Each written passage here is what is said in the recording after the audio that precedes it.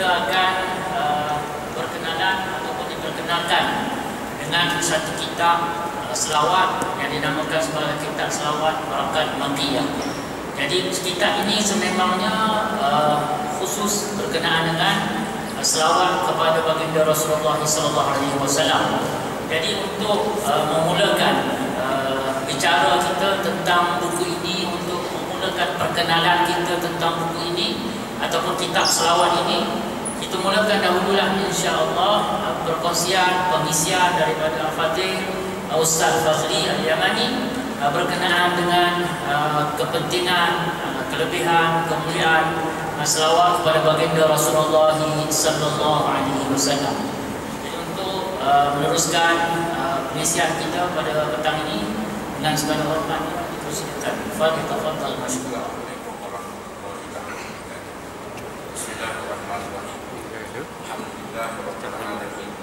Wa bihi nasta'inu ala umuri dunya wad din. Sallallahu alaihi wa sallam ala sayyidina Muhammadin khatamin nabiyyin wa alihi wa sahbihi ajma'in. Wa la hawla wa la quwwata illa billahil aliyyil azim. Subhanaka la ilma lana illa ma 'allamtana innaka antal alimul hakim. Subhanaka la fahma lana illa ma 'allamtana innaka antal alimul hakim. Alhamdulillah, alhamdulillah.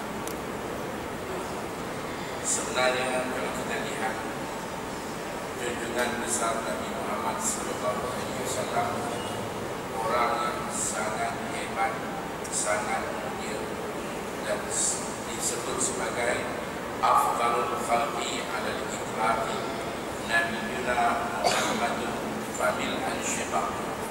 Nabi Muhammad ini adalah seafdal makhluk. Tak ada orang yang cukup mengenali baginda, melainkanlah orang yang paling hampir berada sentiasa dengan baginda, Sayyidina Abu Bakar radhiyallahu anhu, yang telah memberikan segala hidupnya untuk baginda. Kalau kita lihat apakah nilai harga segala apa yang telah diberi oleh Abu Bakar, suatu yang tak terhingga, sehingga kan 88 pintu syurga akan memanggil nama Abu Bakar dijemput masuk ke dalam mana-mana pintu syurga yang disuruh. Kita baru minta nak masuk syurga, bila Abu Bakar syurga panggil. Beza antara manusia yang cukup mengenali baginda. Selawat kepada baginda adalah satu ibadah yang mana satu amalan yang Allah sendiri juga berselawat. Walaupun makna selawat, kalau disebut Allah berselawat, bermakna Allah menurunkan rahmat. Malaikat berselawat bermakna malaikat beristighfar. Kita disuruh berselawat bermakna kita berdoa. Dan selain daripada makhluk manusia ini, bila disuruh berselawat, daripada binatang, pokok, kayu-kayu, batu bata, makna bertasbih. Jadi kita disuruh berselawat kepada baginda. Kadang-kadang ada suara-suara yang tidak memahami dan mengenali baginda ini. Mereka menganggap baginda belum cukup masak, belum cukup sampai tahap yang sepatutnya, kerana dia masih berhajat kepada selawat manusia. Karena Allah kata kepada kita, ya ayyuhallazina amanu sallu alaihi wa sallimu taslima. Allah suruh kita berselawat. Maknanya ini suatu perkara yang diperlukan oleh baginda. Mana baginda sendiri tak cukup untuk kedudukan diri dia, maka dengan sebab itu umat manusia disuruh berselawat supaya mengangkat derajat baginda. Ini kefahaman yang sangat bincang, cetek, satu kefahaman yang sangat buruk, biadab. Kerana kalau kita lihat, kalau Allah datangkan ayat dengan tanpa menyebut innallaha wa malaikatahu yusalluna 'alan nabi, mungkin kita terlintas. Baginda memerlukan kepada kita, sebab tak cukup mungkin kita perlu support untuk mengangkat darjat baginda setingginya. Tetapi bila Allah sendiri menyebut innallaha wa malaikatahu yusalluna Nabi. Innallaha wa malaikatahu yusalluna 'alan nabi. Bermakna dah cukup, tak ada lagi satu tahap yang telah sampai melainkan baginda dah berada di kemuncaknya bila Allah sendiri berselawat kepada Nabi. Bagaimana Allah kita berselawat bukan kerana kita nak mengangkat darjat Nabi, tetapi kita nak mengambil bahagian daripada mengangkat darjat-darjat kita supaya kita dapat berada dekat dengan baginda. Sebab itu kata baginda dalam hadis, aqrabun nasu bi yaumal qiyamah aktsaruhum alayya salatan. Orang yang paling hampir dengan saya di akhirat kelak ialah orang yang paling banyak berselawat. Kalau kita berselawat hari ini bukan untuk Nabi, Nabi tak perlu apa pun daripada kita. Kita berselawat, kita tidak langsung berkhasat ini untuk Nabi supaya Nabi menjadi orang yang paling dekat, paling hampir. Tidak untuk Nabi. Nabi sudah cukup dengan selawat Allah. Allah berselawat kepada Nabi itu dah cukup, dah habis dah sempurna lah baginda. Tetapi yang kita selawat sekarang ini adalah untuk kita mendapat faedah. Sebab itu bila kita kena selawat, maknanya berdoa. Kita sedang berdoa untuk mengangkat diri kita supaya maju dan dekat, berada hampir dengan baginda Rasulullah SAW. Sebab itu kalau kita tengok dalam selawat kita, hakikatnya kita bukan berselawat pun. Bila kita sebut Allahumma salli ala Sayyidina Muhammad, siapa berselawat? Kita tak kata Allahumma sallaina ala Muhammad, Allahumma sallaina ala Muhammad, tak.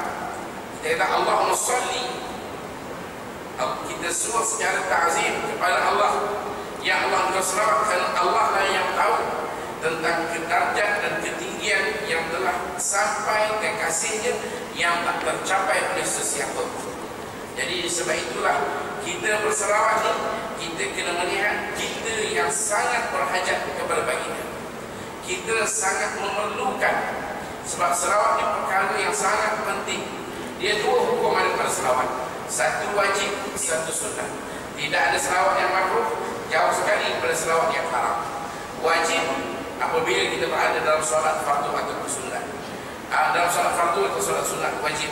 Dan sunat apabila kita dengar nama baginda sallallahu alaihi wasallam disebut, kita dianggap sebagai orang yang bakhil kalau kita tidak berselawat kepada baginda sallallahu alaihi wasallam.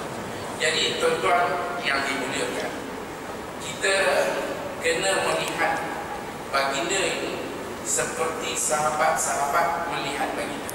Sebab itu ulama sebut ada dua maqam. Sahabat berbanding dengan maqam kita, iaitu disebut sebagai maqam taat, itu maqam umum, maqam biasa, taat. Taat ni bila disuruh buat, tak suruh tak buat, itu makna taat. Ini bukan maqam sahabat. Sahabat berada satu maqam yang lebih tinggi, yang hari ini orang tak tercapai untuk memahami sahabat. Kalau dengan perkataan bid'ah sana, bid'ah sini, lagi jauh mereka dengan memahami siapa sahabat. Kalau nak dikatakan bid'ah, sehingga berdoa pun bid'ah, baca yasin pun bid'ah, bertahlil pun bid'ah, bertalqin pun bid'ah, segala-gala dikatakan bid'ah, maka mereka tak memahami sebenarnya sahabat lebih banyak bid'ah daripada kita kalau nak dikira dengan apa yang dituduh. Kerana sahabat ada yang buat sesuatu tanpa pengetahuan baginda. Abdullah bin Zubair minum darah bekam baginda sebelum dia beritahu pada baginda dan sebelum baginda bertanya kepada dia di mana awal letak. Bila baginda berbekam, baginda bagi pada Abdullah bin Zubair wari. Baginda kata pergi tanam sorok.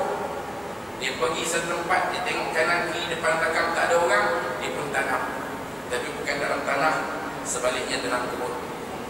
Kenapa dia tak tanya, tak rujuk, tak ambil penjelasan, dapatkan satu keputusan sebelum nak buat, nak minum darah? Baginda tak pernah ajar, tak pernah sedikit pun yang baginda pernah ajar sahabat untuk ambil sesuatu daripada badan baginda seperti darah dan minum. Tapi dia telah minum darah. Kisah ni kalau Allah tak nak kita tahu, maka kita tak akan tahu.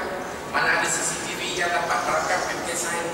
Melainkan bila baginda tanya pada Abdullah bin Zubair, awak dah tanam darah? Dia kata tak. Di mana awak tanam? tempat orang tak nampak. Memang siapa pun tak tahu. Tapi Jibril telah maklumkan apa yang berlaku. Abdullah bin Zubair telah minum, kata baginda, la'allaka syarib. Dia awak dah minum? Dia kata, ya saya dah minum. Demi Allah, mana-mana darah manusia campur dengan darah saya diharamkan ke atas api neraka. Sebab itu dipanggil tahap yang paling atas ni, tahap Adam. Adam ni kalau kita ada anak, kita tak payah, tak perlu banyak kita suruh. Dia tahu bapa dia nak rumah bersih, dia akan bersihkan sebelum bapa dia bangun. Anak perempuan dia tahu mak dia nak ke dapur bersih, pinggan mak tersusun elok sebelum mak dia sampai sekali tersusun elok. Itu Adam. Dan inilah sahabat radhiyallahu anhum ajma'in yang hidup mereka cukup mengenali baginda. Mereka bagaimana berselawatnya mereka kepada baginda, sentiasa mengingati baginda, berselawat kepada baginda sallallahu alaihi wasallam.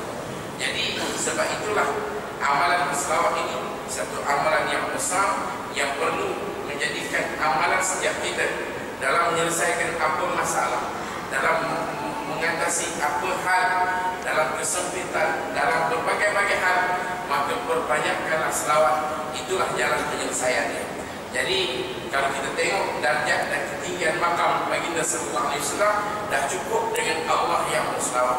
Kita berselawat sebenarnya untuk kita mengangkat dan mendekatkan diri kita kepada Allah SWT. Sedikit pun Allah tidak, baginda tidak mengharapkan apa-apa darjat daripada kita. Dengan itu, tuan-tuan yang dimuliakan, saya mengajak diri saya dan semua, elok kita dengar daripada apa yang dibentangkan tentang selawat kepada baginda sallallahu alaihi wasallam, supaya kita faham. Kita kena memahami dan mengenali baginda seperti mana sahabat-sahabat mengenal baginda.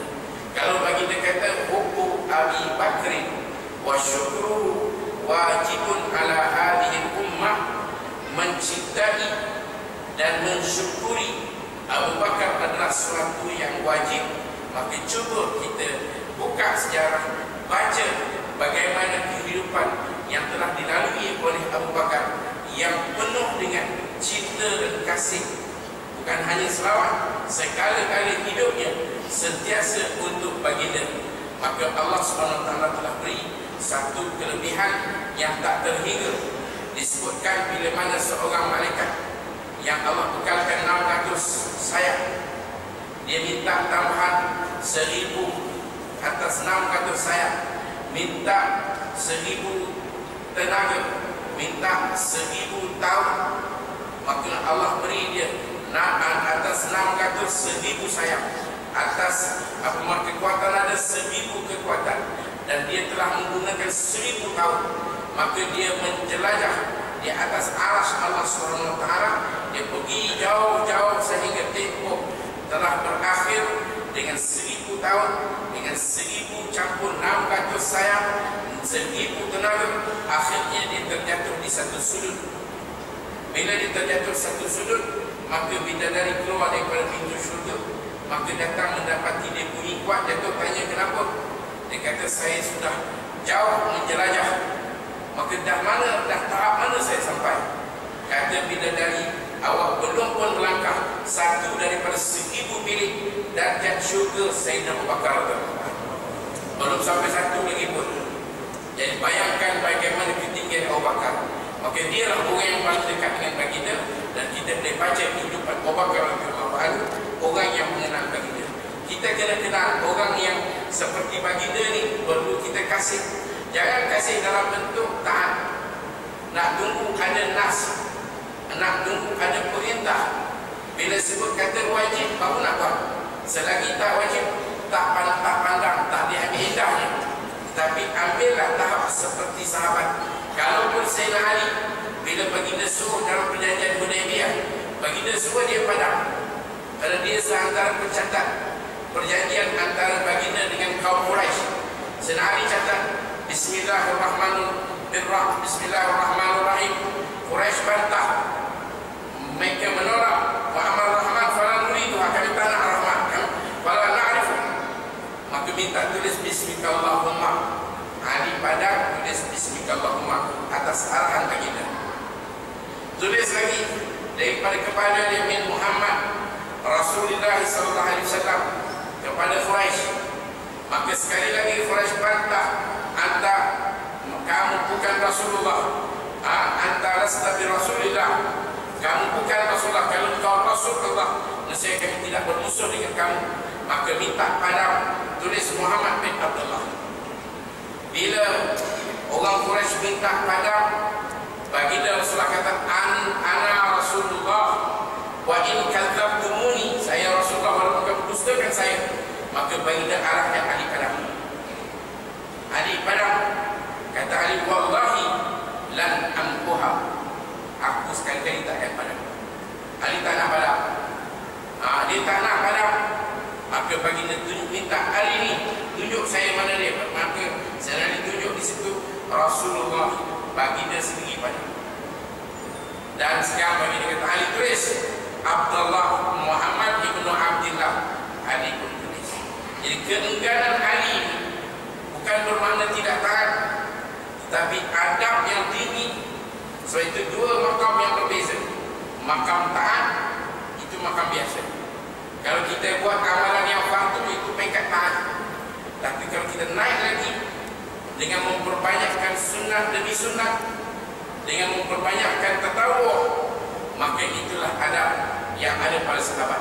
Adab inilah yang membuatkan sahabat berkelimpangan, jenazah mereka berselera ke seluruh pelosok dunia. Yang tinggal ada di Mekah hanya satu jumlah yang kecil. Kenapa mereka sanggup? Qasim bin Abbas, sepupu baginda, Qasim adik kepada Abdullah bin Abbas, makam dia di Uzbekistan. Ada sahabat makam di China, ada sahabat makam di Rusia. Itulah adab yang mereka kepada baginda. Kalau tunggu taat, mungkin mereka tak akan dikata yang ada jauh di sini, tak akan tahu apakah agama yang sebenarnya. Dan kita mungkin tak boleh beza antara najis dan bukan najis, antara makhluk dan juga pencipta. Tetapi dengan sahabat yang mempunyai sifat adab mereka, memahami apa yang baginda nak, maka mereka pergi sejauh-jauh dunia berselera mereka.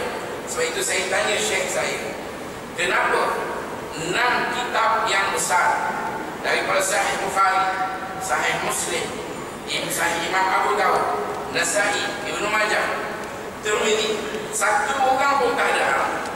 Semua itu adalah ajar. Imam Bukhari, Imam Muslim, Parsi, Imam Abu Dawud, khilaf, setengah kata Pakistan, ulama Pakistan kata Pakistan lah. Tapi ada kata ulama Parsi. Yang penting satu pun tak ada haram. Mana haram? Saya tanya Syekh, mana Arab?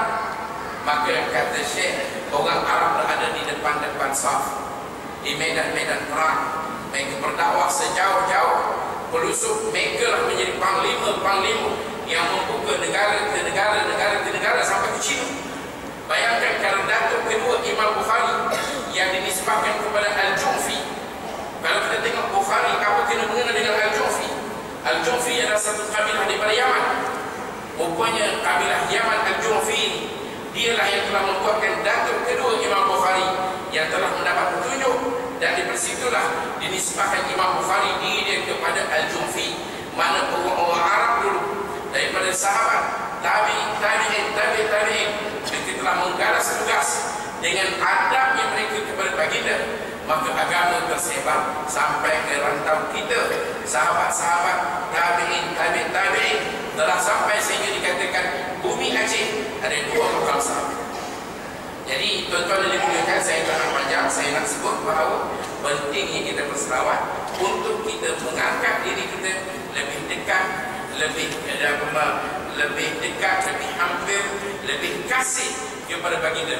Kerana orang yang mengasihi baginda, dialah yang akan bersama baginda dalam syurga.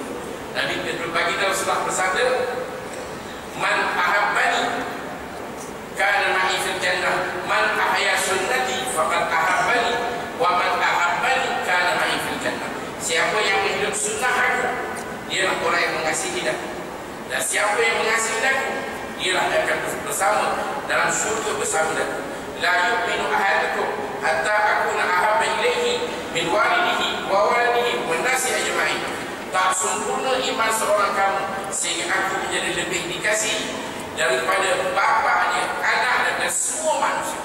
Kasih kepada baginda bukan hanya kasih kepada kita kata amal-amal, bahkan kasih juga kita kepada berselawat kepada baginda. Suka kita berselawat. Sebab itu kalau kita tengok dalam majlis-majlis maulid, bila kita sampai satu tahap, orang akan berdiri. Orang akan berdiri. Banyak orang kata ini satu syirik, berdiri. Jadi apakah berdiri itu syirik? Oh, kalau macam tu orang yang naik pas berdiri semua tu syirik. Orang yang tunggu pas berdiri pun syirik juga cara berdiri. Majlis-majlis maulid, bila kita sampai ke satu tahap, kita akan berdiri. Kenapa kita berdiri? Ada seorang guru di Mekah, dia mengajar di Mekah. Dalam sedang dia mengajar, tiba-tiba dia berdiri. Dia tutup kitab, dia berdiri seketika. Lepas tu dia duduk, dia buka kitab, dia mengajar balik. Dia tutup, dia berdiri. Sehingga selesai majlis, orang bertanya dia. Dia kata, saya nampak anak guru saya bermain-main di belakang. Sebagai menghormati anak guru saya berdiri menghormati dia. Berdiri atas dasar menghormati. Sebab itu majlis maulid, bila kita tengok orang berdiri, bukan syirik. Berdiri sebab kita menyambut satu rasa gembira bila kita dengar berita kelahiran baginda sallallahu alaihi wasallam. Sebab itu disunatkan kita berdiri kalau bapa kita datang, sunatkan kita berdiri kalau ibu kita datang, kalau guru kita datang. Bahkan kalau seorang masuk ke tempat mana kita sedang berada, dia masuk dengan Al-Quran, berdiri kita kerana menghormati Al-Quran. Kalau di Malaysia ini menjadi satu akta, menjadi satu undang-undang bahawa kalau ada majlis rasmi, bila lagu negara itu dinyanyikan, maka semua orang kena berdiri. Dan kesalahan tak berdiri, sama ada dia akan dihukum RM100 atau dipenjara sebulan penjara atau kedua-duanya. Itu tak berdiri kerana lagu negara. Apa harga negara itu dengan Rasulullah SAW? Tak ada nilainya. Rasulullah terhebat dan terhebat. Dengan sebab itu kita kena menghormati. Kadar penghormatan kita inilah yang mendekatkan kita pada baginda. Maka dengan itu, tuan-tuan yang dimuliakan, kita dengar dengan penuh tumpuan bagaimana kita nak isikan hidup kita sentiasa berselawat kepada baginda sallallahu alaihi wasallam, menjadikan amalan selawat ini bukanlah satu amalan. Kalau kita tengok kadang-kadang azan, sebelum azan orang berselawat, ada orang kata ini bid'ah. Berselawat ni bid'ah. Bila masa berselawat ni bid'ah? Adakah dalam Quran Allah sebut berselawat ni ada masa-masa tertentu? Inna Allah wa malaikatahu yusalluna 'alan nabi ya ayyuhalladzina amanu sallu 'alaihi wa sallimu taslima. Ada had masa? Tak ada. Sebelum azan Allah selawat, bahkan selepas wudu disunatkan kita baca doa ambil wudu, kemudian kita berselawat sebagai penutup. Dalam kita berdoa, kita selain daripada memuji Allah, disunatkan kita berselawat, dan juga di penutup doa kita barulah membuatkan doa kita akan lebih makbul. Maka memperbanyakkan selawat bukanlah suatu yang bid'ah dan tidak ada sedikit pun berceragah, bahkan satu usaha dalam mendekatkan diri kepada Allah Subhanahu wa taala. Jadi wallahu a'lam bishawab, tuan-tuan. Mudah-mudahan kita sentiasa berselawat, terus berselawat, sehinggalah jadikan amalan kita berselawat kepada baginda sallallahu alaihi wasallam. Sekian, wabillahi taufiq wal hidayah. Assalamualaikum warahmatullahi taala wabarakatuh. Waalaikumsalam warahmatullahi wabarakatuh. Jazakumullah khairan jazak. Kita ucapkan pada Al-Fadhil Ustaz Yahya Hadi.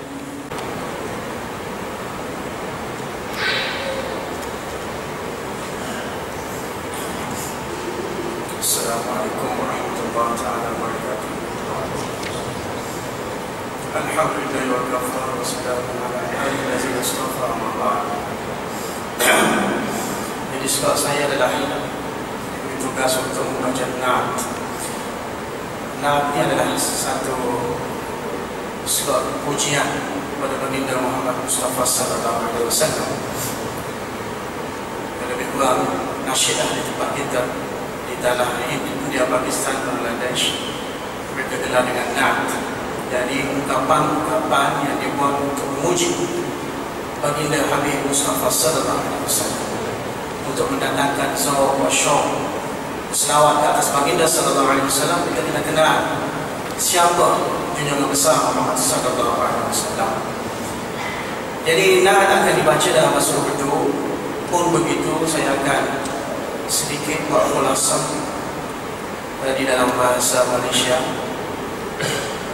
InsyaAllah sama-sama kita hayati, sama-sama kita selawat dengan penuh ta'zim dan penuh rasa muhabbah kepada baginda sallallahu alaihi wasallam.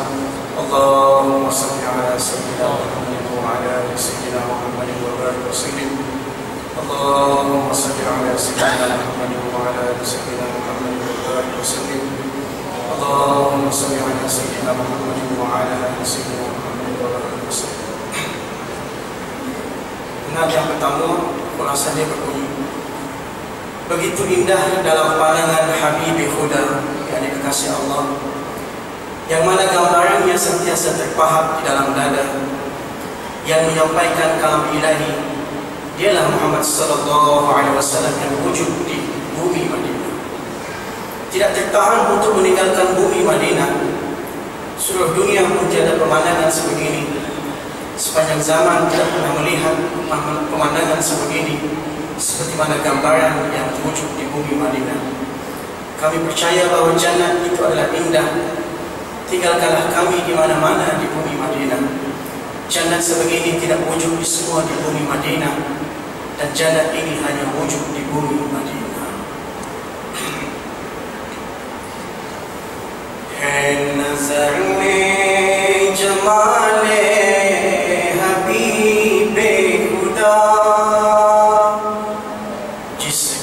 तस्वीर सीने में मौजूद है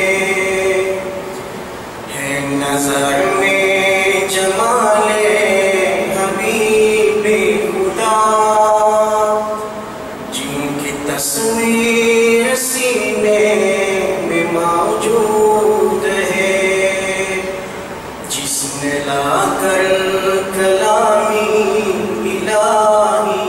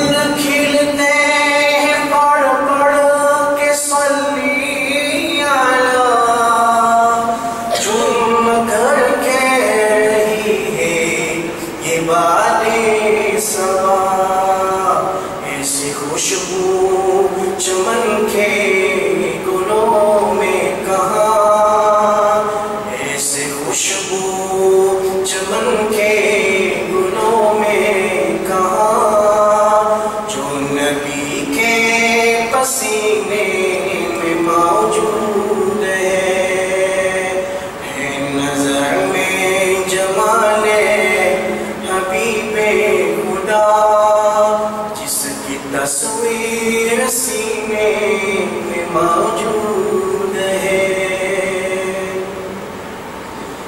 छोड़ना तेरा तेरा गवारा नहीं, सारी दुनिया में ऐसा नजारा नहीं। छोड़ना तेरा तेरा गवारा नहीं, सारी दुनिया में ऐसा नजारा नहीं।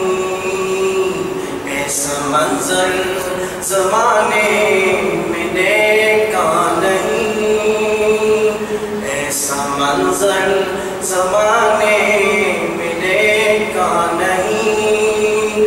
जैसा मंजर मदीने में मौजूद है। हमने माना कि जन्नत बहुत है हसीन, छोड़कर हम न जाए मदीना कहीं। हमने माना कि जन्नत बहुत है हसीन, छोड़कर हम न जाए मदीना कहीं। यूं तो जन्नत में सब है मदीना नहीं, यूं तो जन्नत में सब है मदीना नहीं। और जन्नत मदीने में मौजूद है नज़र में जमाले हबीबे खुदा, जिसकी तस्वीर सीने में मौजूद है, जिसने लाकर कलामी इलाही दिया। वो मुहम्मद मदीने में मौजूद है। Satu lagi nak yang ada terjemahan Rasulullah. Salawat sekali Allahumma shalli ala sayyidina Muhammad wa ala ali sayyidina Muhammad wa barik ala sayyidina Ilahi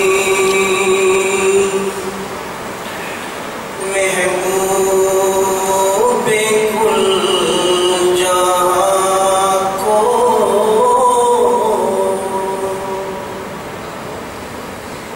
इलाही महबूबे कुल जहां को दिलो जिगर का सलाम पहुँचे। नफस नफस का दरूद जाई, नफस नफस का दरूद जाई। सहर सहर का सलाम पहुँचे। इलाही sampaikanlah salamku kepada junjungan Nabi besarmu. Setiap saat, setiap detik, setiap saat, setiap detik, sampaikanlah salam hambamu. Hazur ki syam syam mehke, hazur ki syam syam mehke, hazur ki naam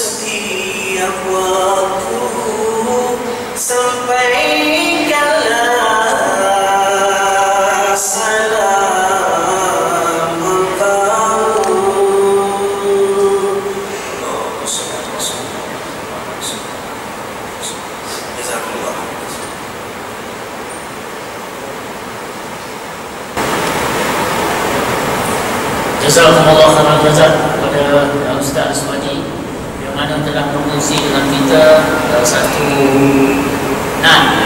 nazam puji-puji Rasulullah SAW dan membawa hati kita, menggelorkan hati kita dengan kerinduan kepada baginda Rasulullah SAW.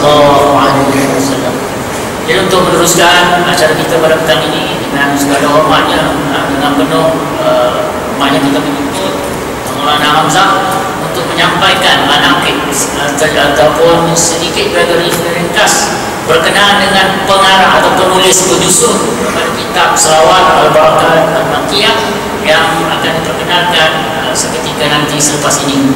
Dengan itu majlis dengan segala hormatnya mempersilakan kepada tafadhal.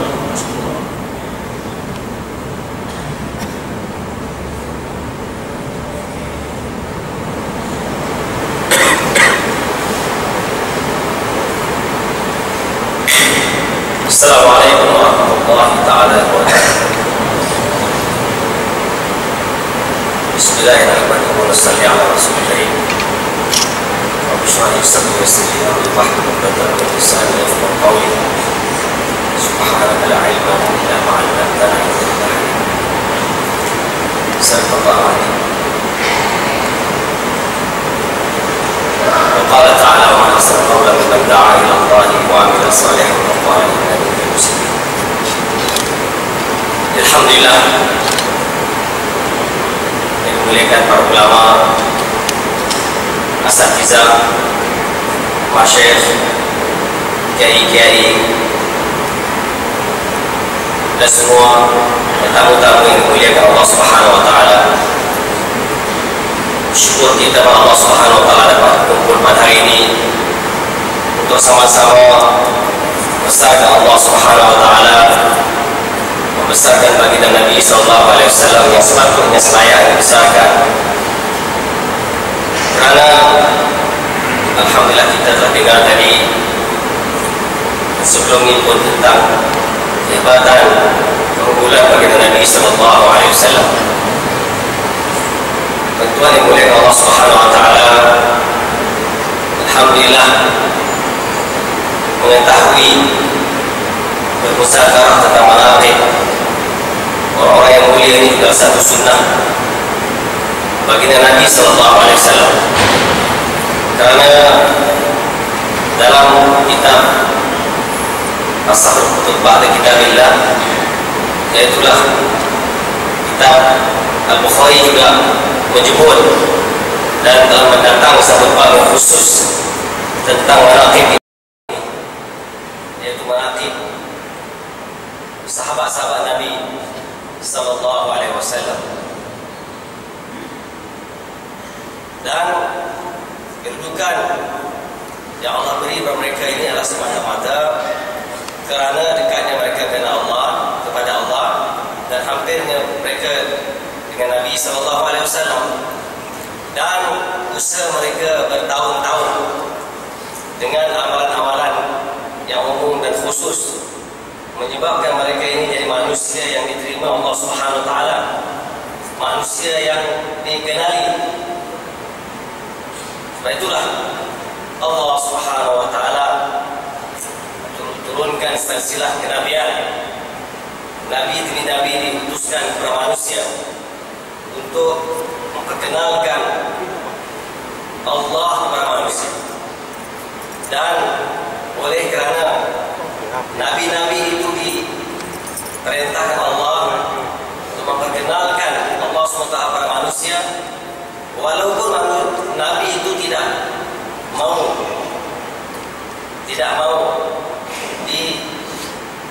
bukan tujuan dia untuk dia dihormati dan disayangi, tetapi Allah Subhanahu sudah menjadi sunnatullah. Allah meletakkan rasa cinta umat mereka terhadap nabi-nabi mereka.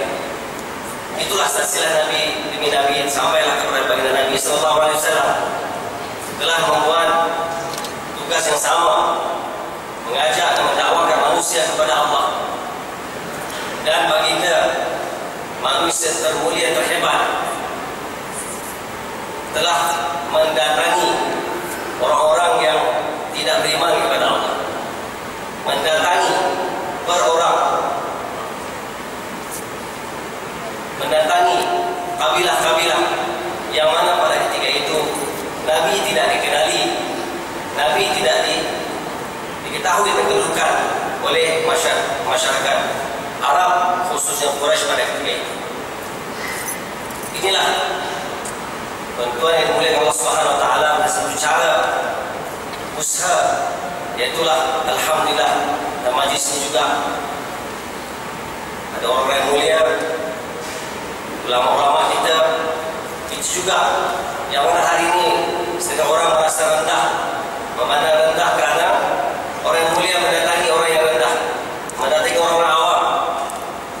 Itulah di bumi India, Pakistan juga Allah Ta'ala lahirkan setelah 1400 tahun lebih.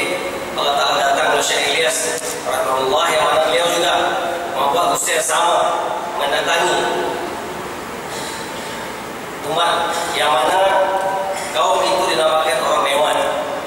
Orang Dewan itu tuan yang mulia, satu golongan kaum yang mana mereka ini tidak ada apa-apa, segi dunia pun tidak ada apa-apa, segi dunia pun tidak ada apa-apa. Di segi akhirat itu mereka pun tidak memiliki apa ilmu apa-apa pun tidak ada. Maka ditugas Allah Subhanahu wa taala berikan tugas ini kepada Maulana Ilyas untuk mendatangi orang Dewan tanpa mengharapkan apa-apa. Bila kita usir dari orang tidak ada apa-apa, sudah pasti kita kena belanjakan apa yang ada pada kita. Seperti baginda Nabi, usir di atas orang-orang Arab Quraisy yang mereka sini tidak ada makanan untuk dimakan, maka Nabi tidak mengharapkan apa-apa dunia dari mereka. Kita mereka sementara tidak mengharapkan apa-apa dunia daripada orang Dewan. Kadang-kadang beliau jalan kaki sampai 16 jam, 20 jam untuk sampai ke perkampungan Dewan. Dan sampai di sana bukan disambut, kan mereka belum mengenali Maulana Ilyas Rahimahullah. Maka usaha dibuat dan habis harta yang ada pada beliau, harta yang ada pada istri beliau juga habis. Barulah Allah Ta'ala terima orang Dewan, dan dari asbab tersebarnya agama Allah SWT di seluruh dunia pada hari ini, alhamdulillah, yang sebab usaha beliau juga alhamdulillah jemaah-jemaah telah bergerak di seluruh dunia, dan juga madrasah-madrasah telah dibina, alhamdulillah. Pergilah di mana-mana pun, alhamdulillah. Di England dulu masjid pun tidak ada, sekarang bukan saja masjid, bahkan hampir 10 madrasah yang di dalamnya diajar siasat di bumi England, juga di Amerika, itu di seluruh dunia. Alhamdulillah, berkat usaha dakwah juga lah saya yang bercakap ini dipilih Allah Subhanahu wa taala dalam 4 bulan, akhirnya pergi ke Pakistan dan akhirnya dapat belajar di sana. Dan di tahun yang terakhir Allah telah beri peluang bagi kita juga untuk belajar dengan Syekh Al-Fadhil Musa Bazi rahimahullah, yaitu beliau telah mengajar kitab Tirmizi. Dan apa yang kita lihat, kedudukan Syekh ini sangat hebat orangnya. Walaupun beliau itu kita tengok tapi wajahnya berwajah Arab. Dan dia punya selalu kebiasaannya dia akan serban, kemudian dia akan pakai serban di atas lagi dan berjalan dengan tunduk. Dan dalam pelajaran yang kita belajar kadang-kadang selama setahun, jadi beliau sering berkata, selalu dia panggil kita pelajar ini, dia panggil Maulana. Walaupun kita ni anak murid dia kata Maulana,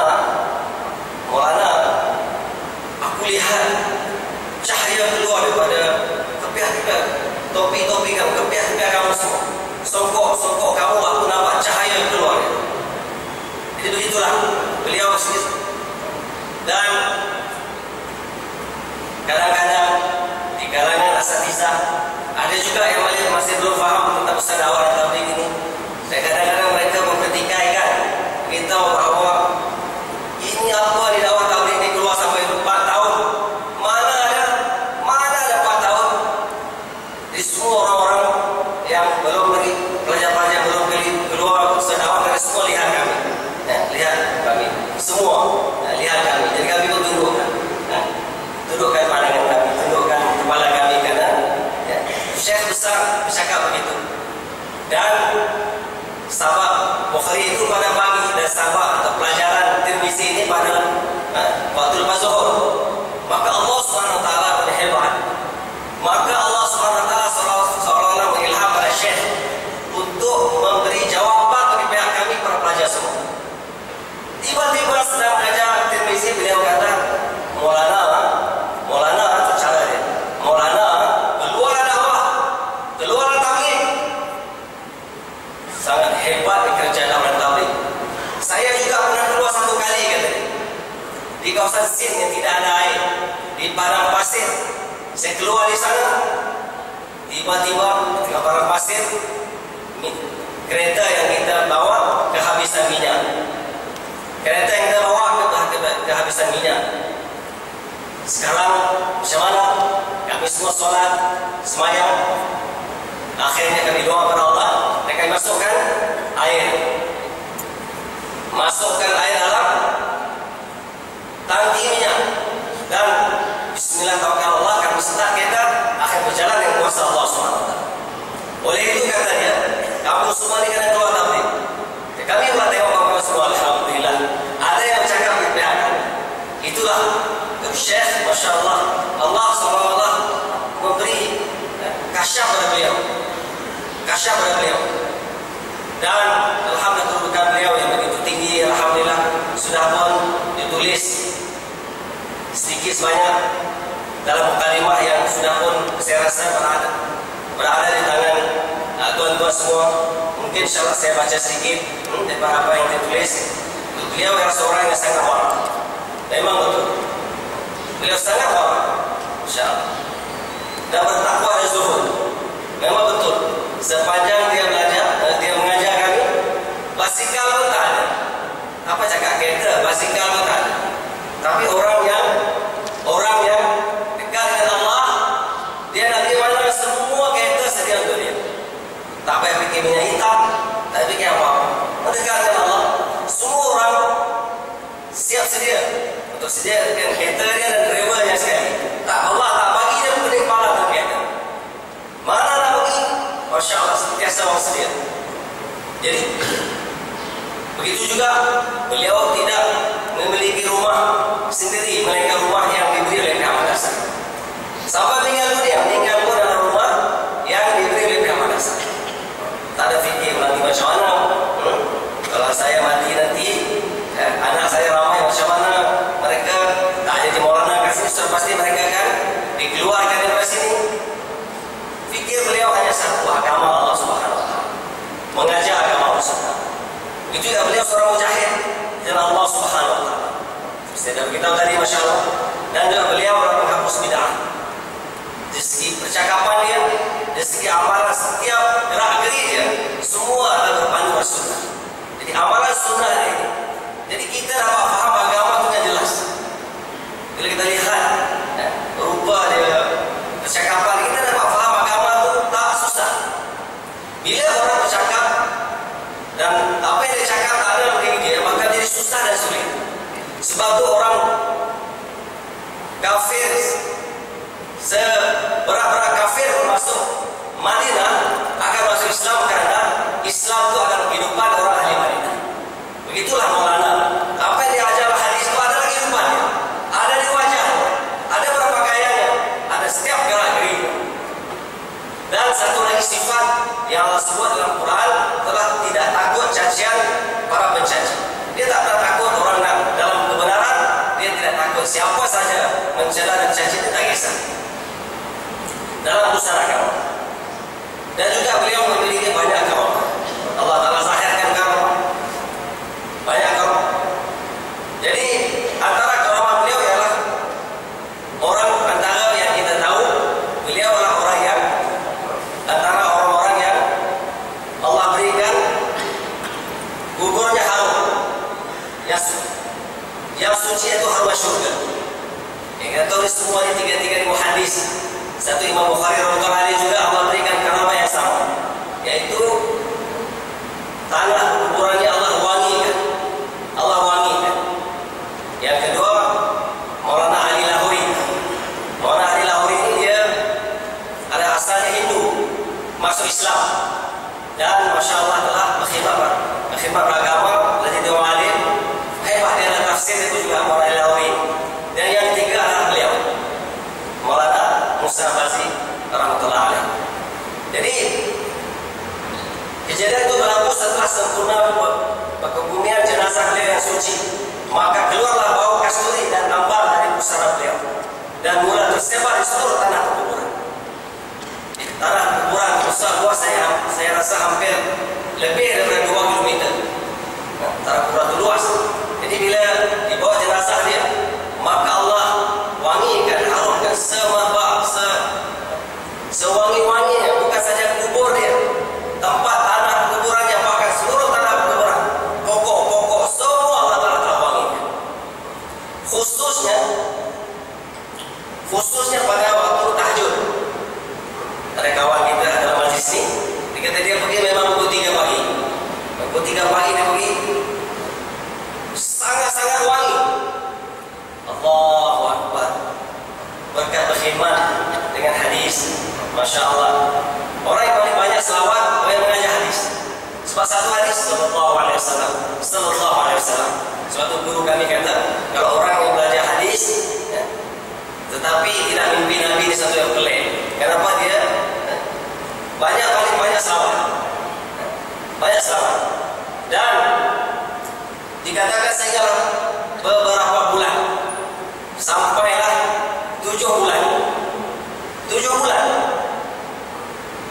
wangi dia. Akhirnya orang pun mulai ambil tanah-tanah dia.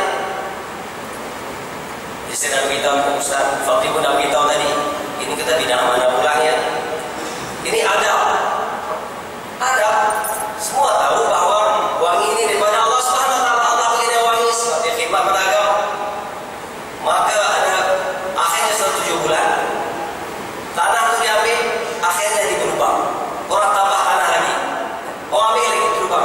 Akhirnya ulama-ulama di Pakistan telah bermesyuarat dan bersepakat, bersetuju untuk berdoa supaya hilangkan karamah ini.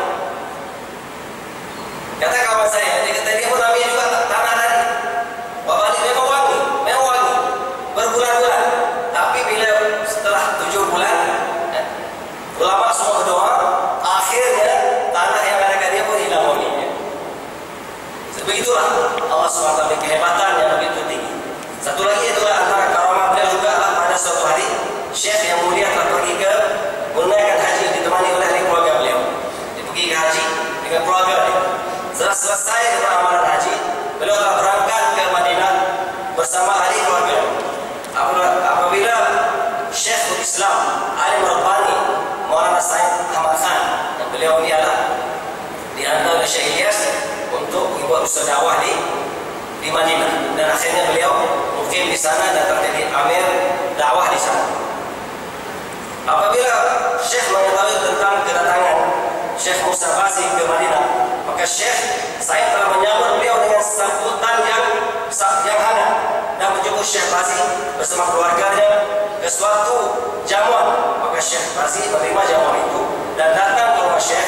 bersama keluarga. Ketika salah seorang daripada orang-orang yang duduk bersama Syekh Said Al-Mazi itu melihat Syekh Bazi, terus orang itu bangun dan segera menuju ke arah Syekh. Dia nampak dia Syekh ini begitu dimuliakan oleh Syekh Said, maka dia pun bangun dan memegang tangannya dan memeluk Syekh dan mencium Syekh dan bersalaman dengannya dan memuliakannya sebenarnya kemuliaan. Kemudian lagi itu berkata, Syekh yang mulia, saya memohon kepada Tuhan dengan penuh adab dan penghormatan agar Syekh memaafkan saya. Terkejut, Syekh pun terkejut. Saya dengan penuh adab dan penghormatan mohon maaf kepada Syekh. Syekh Bazi menjadi heran dengan sambutan laki-laki tersebut yang berlebihan dengan yang melampau, begitu sekali. Penghormatan kepada Syekh serta permohonan kemaafan kepada Syekh. Maka Syekh Bazi pun bertanya kepadanya atas hal apakah aku perlu memaafkan kamu? Apa salah kamu? Apa perkara yang kamu buat salah? Kau minta maaf pada saya, sedangkan kau tidak punya apa-apa hubungan dengan aku dan aku pun tidak mengenalimu. Apakah sebab sebenarnya? Laki itu menjawab, wahai Syekh yang mulia, Tuhan maafkan saya terlebih dahulu. Kita wahai Syekh yang mulia, maafkan saya terlebih dahulu. Kemudian baru saya akan beritahu apakah sebab saya meminta maaf. Lantas Syekh terus tersenyum sebagaimana kebiasaannya sambil menjawab dengan lemah lembut. Syekh ini bila disenyum, subhanallah, Allahu Akbar. Kalau kita tengok dia senyum dengan bibirnya, mukanya, kita rasa nak tengok aja, Masya Allah.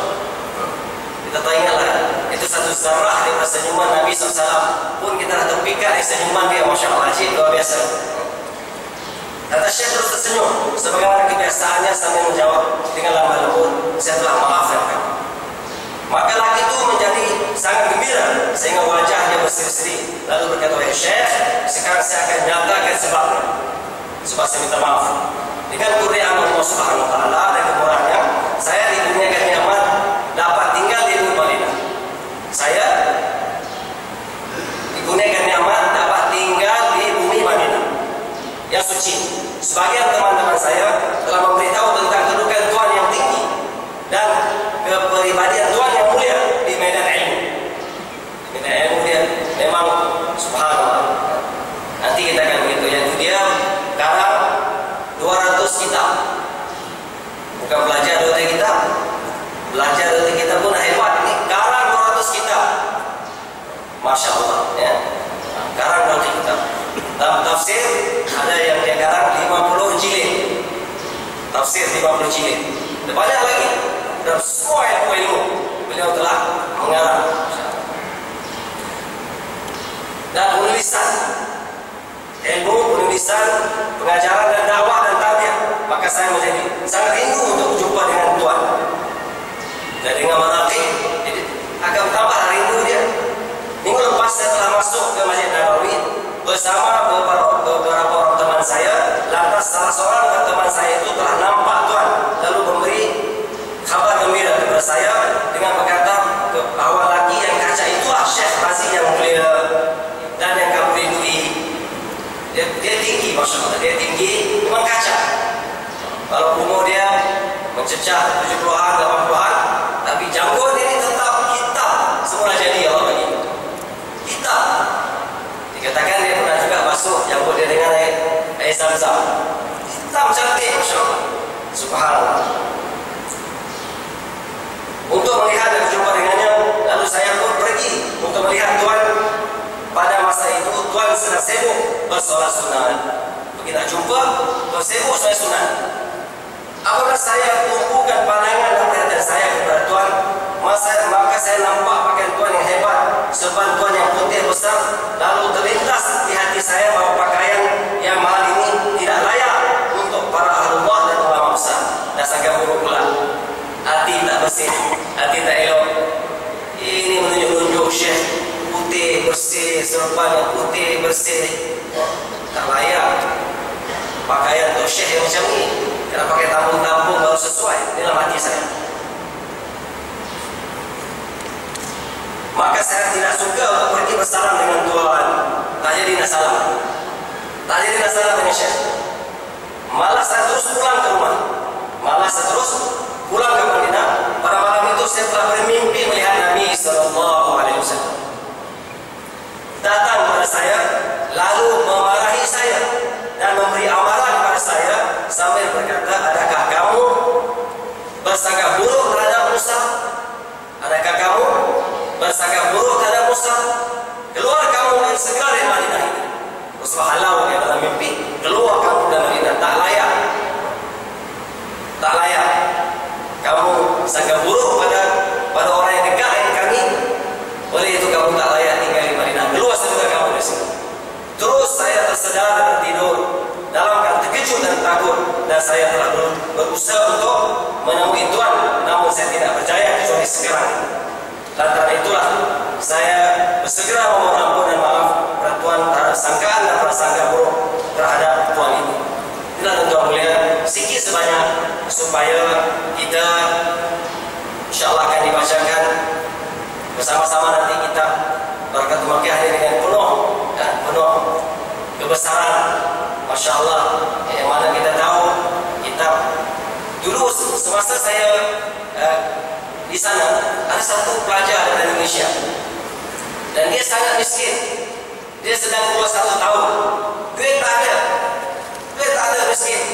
Sebab saya dapat kitab itu daripada Syekh terus bagi kitab, dan dia biasanya akan hadiahkan kitab bila kita tamat belajar dengan dia.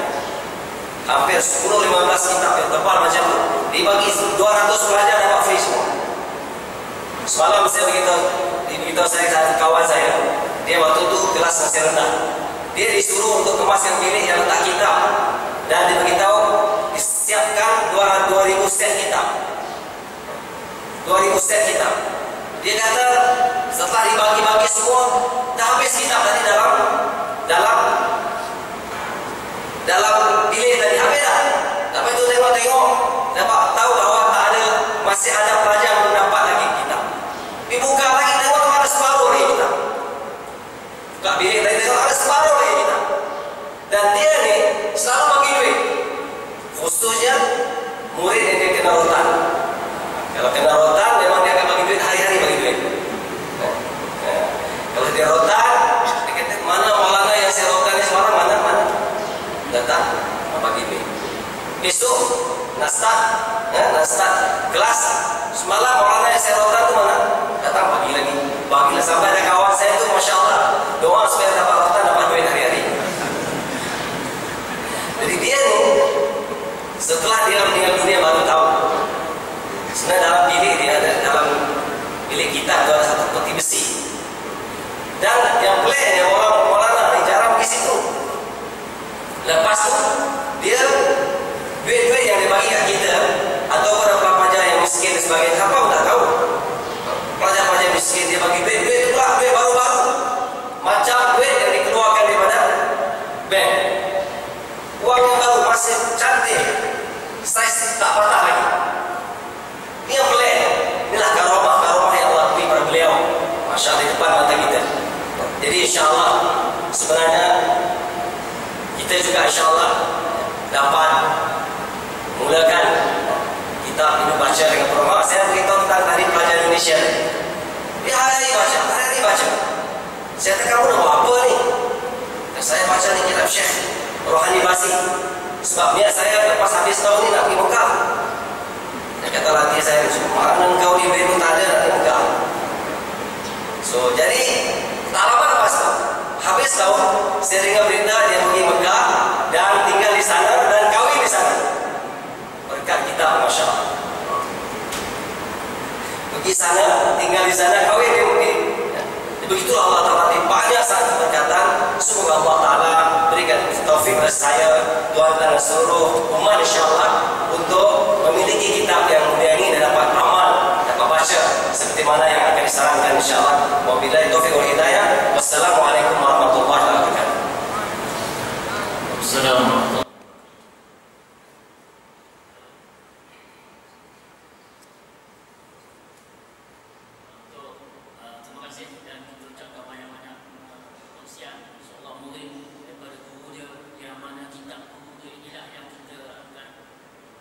Pada petang ini yang akan disempurnakan oleh Maulana Aziz.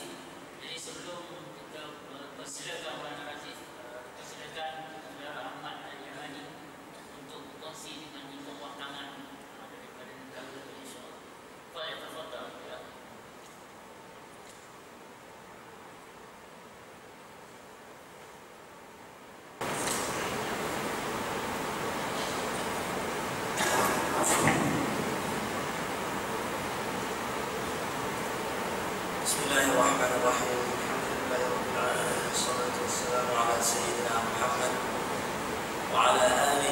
وصحبه أجمعين.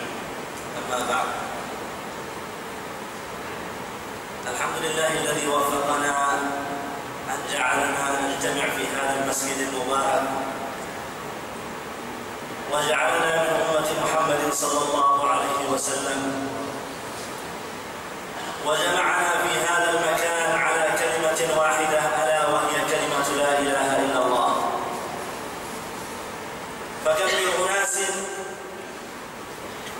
ضاعت منهم هذه الكلمة، وكم من أناس لا يتلفظون بهذه الكلمة. فنحمد الله على نعمة الإسلام وعلى نعمة الإيمان. في الحقيقة نحن لا نستطيع أن نتكلم أمام هذا الجمهور المبارك وأمام هذه الوجوه الطيبة، ولكن أمر من ساداتنا ومشايخنا مولانا حمزة وشيخنا الأستاذ الفاضل الشيخ محمد فضلي والمشايخ الكرام أمرونا بهذا الأمر، وإن كنا ليس أهلا له، فنقول وبالله الحمد. الصلوات على النبي صلى الله عليه وسلم ترفع الأرواح،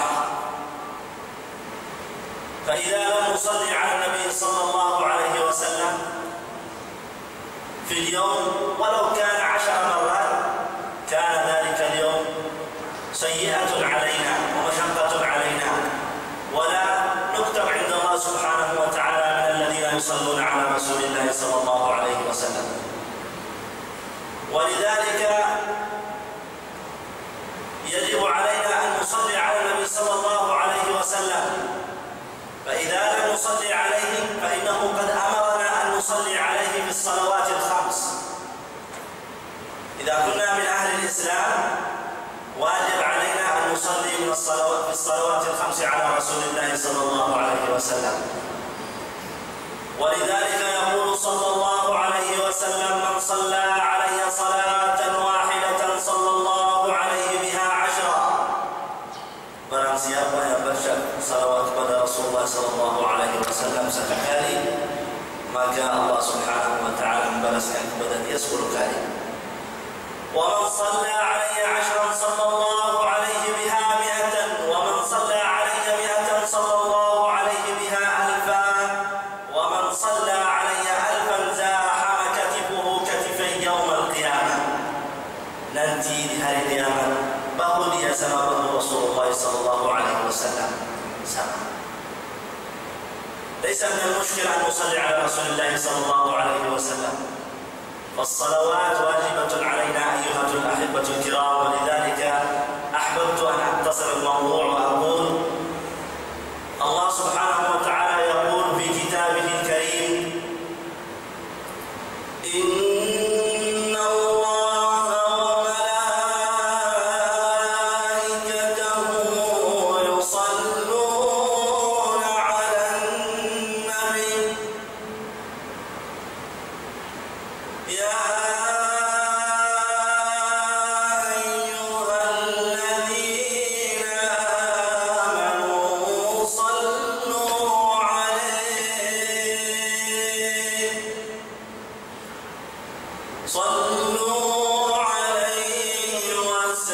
وسلموا تسليما.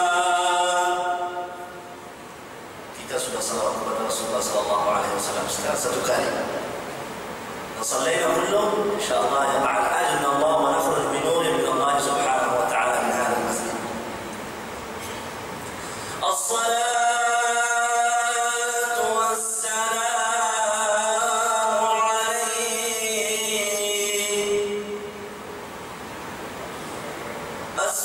الصلاة والسلام عليك يا سيدي يا حبيبي يا رسول الله.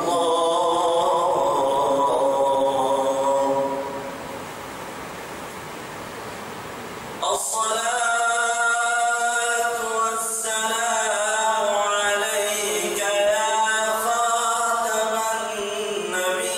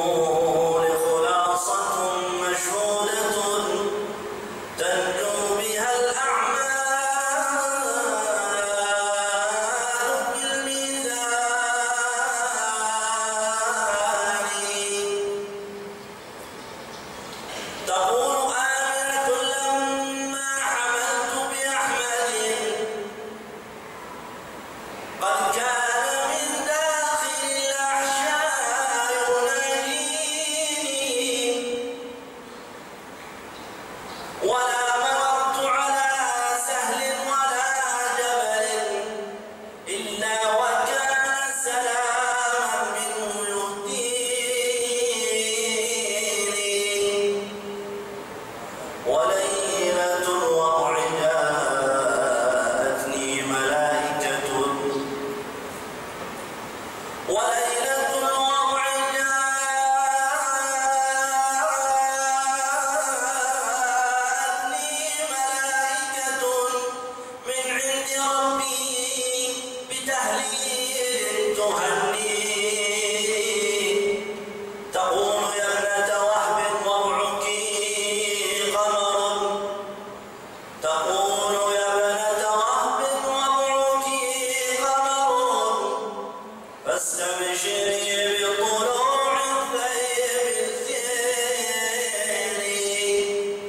فاستبشري بطلوع الطيب الزين صلوا